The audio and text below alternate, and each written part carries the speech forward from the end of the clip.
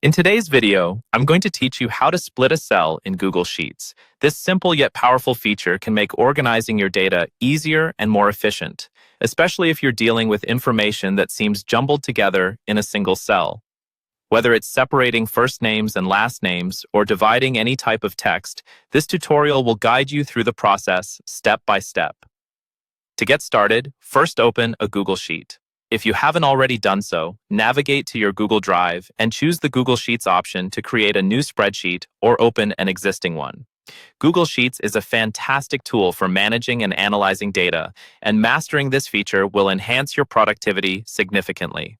Once you're in your spreadsheet, click on column A to select it. Selecting the whole column ensures that all the data within it will be affected by the changes you apply. This is especially handy if you have multiple rows of data where cell splitting is required. Next, move to the top of the page and click on the Data option in the menu bar.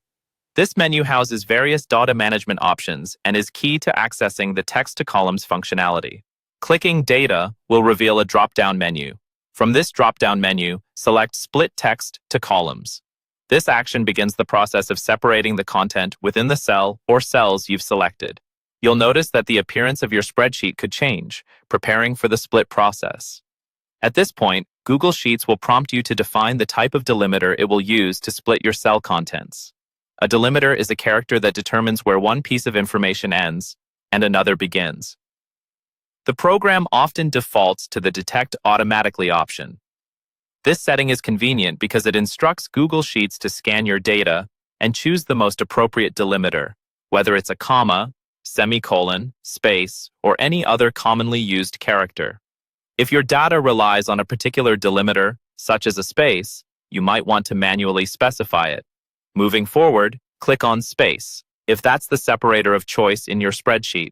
This extra step ensures precision, especially in circumstances where the automatic detection might overlook subtle details. And there you have it.